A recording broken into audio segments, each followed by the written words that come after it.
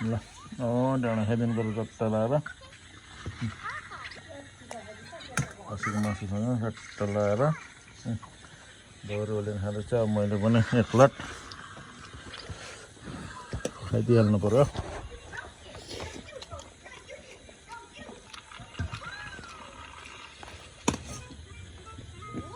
अनि लसुन कहाँ छ?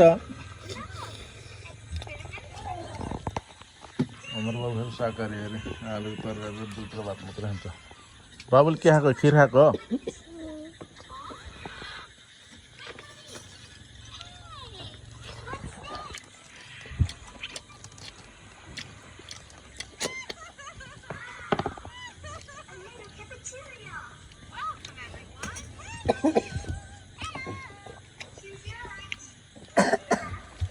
शुद्धले रक्सी नपाएर क्या बहुत घाँटी त असलले खाइ।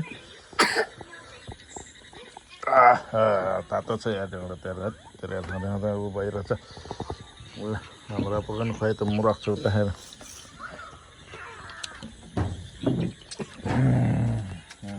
ढाँडो पनि यस्तो छ हाम्रो खायो त। ओहो